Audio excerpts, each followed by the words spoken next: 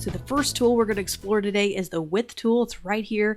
I'm going to zoom in so you can kind of see what that icon looks like. If you don't see any of the icons I talk about on the toolbar, make sure you go down to this little triple dot period kind of icon down here and go to Edit Toolbar. You'll be able to drag any of the tools available and really create your own custom toolbar however you'd like. So let's get started. I really love the width tool, very underestimated tool in my tool belt the last couple years. I've just recently started really mastering it and using it. It's really helped with my logo design workflow and doing some things and speeding some things up. So the key to the width tool is you can't really do it with solid objects. So I'm going to go ahead and make this a solid object. I grab my width tool. You're not going to be able to do a whole lot. It needs to kind of be a stroke or a line. So let's go ahead and create a stroke and a line. We're just going to grab our pen tool, create a very simple kind of horizontal line. And so there's our horizontal line. Let's go to our stroke panel and let's increase the weight on that so we can kind of see this in action. So now I'm going to select my width tool and I'm going to be able to go here on any of these points, and I can create points and anchor points at any time. So there's one here on the end and one on the other end. So let's go ahead. I'm going to click and hold my mouse and drag. I'm going to be able to extend that shape out at that particular anchor point. And then I can also go down here and extend that one out even further. So you can see kind of the multitude of shapes you can create with this when it comes to logo development and design. So at any point I can click along here and create an additional anchor point. So I can click here, kind of drag, and I can kind of make that a curve. I can make it convex or a concave shape, and I can continue to make this more detailed. Click here and I can continue to make a lot of different shapes. You can even make an airplane, a bird. I mean, there's so many different symbols you can create with this and be pretty creative. You can also, there's no limit to how many anchor points you can have, so you can make it as detailed as possible.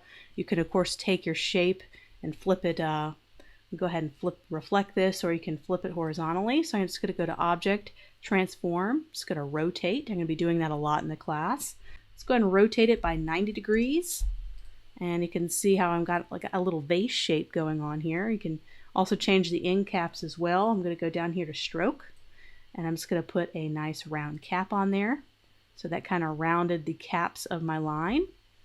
So that you can see all these really interesting, weird shapes you can create. But you can see how that can be powerful with doing symbols and different logo designs. So at any point, if I'm happy with a shape, right now it's just a line. It has not been, the object has not been expanded, or the path has not been outlined yet. So we're going to do that next.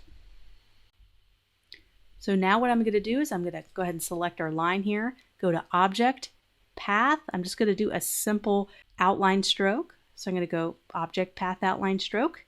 It's going to go ahead and outline that object for me. So now I have the direct selection tool. You can see I have all my little anchor points. It's a final object.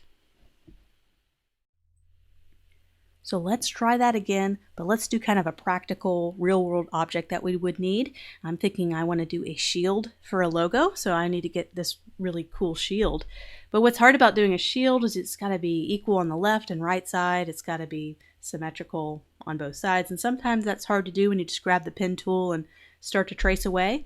So let's try to do a shortcut and do the width tool and see if we can create a very quick shield icon. So let's go ahead and grab our pen tool, and we're going to just go an up and down vertical stroke. Just make sure we flip that to stroke. Grab my width tool and let's create a shield graphic. Let's make sure it's even, the top and the bottom. And let's get started. I'm going to go ahead and grab something in the middle. If you look at kind of the shield shape, it's going to be kind of in this direction. And right there, we already have kind of a shield shape developing. Of course, we can change I have the very top point here, and I'm just dragging down, kind of give it a little bit of a point. And we can add characteristics to this shield. We can, make it any shape we want to. If we don't like what we just did, a little shortcut, Command Z, go back in time. I'm going to be using that a lot throughout this class, little Command Z shortcut. So you can see how you can create really cool shields, emblems, all that kind of thing. So I'm going to go ahead and tweak this a little bit.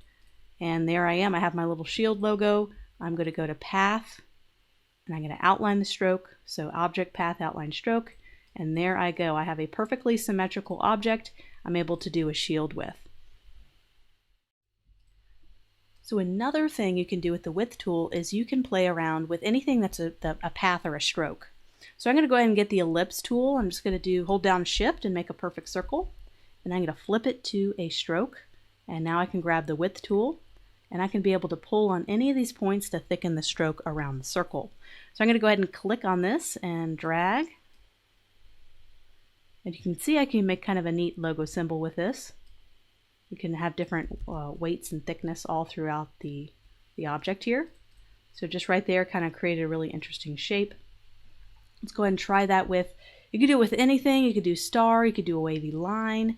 So let's say I'm just going to grab the pen tool and just do a couple of wavy lines here. I can even get the curvature tool, which we'll go over next, and kind of adjust the curves of the line.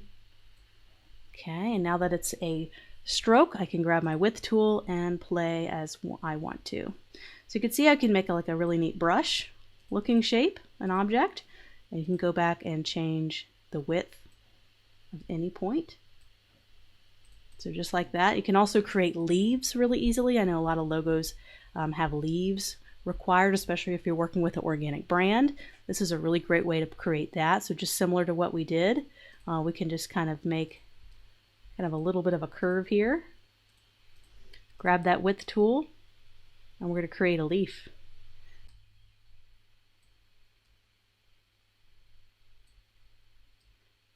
And just like that, we have a nice leaf shape. We can go to path, outline, stroke, and we can fine tune it. So path, outline, stroke, and now we have access to all the different anchor points.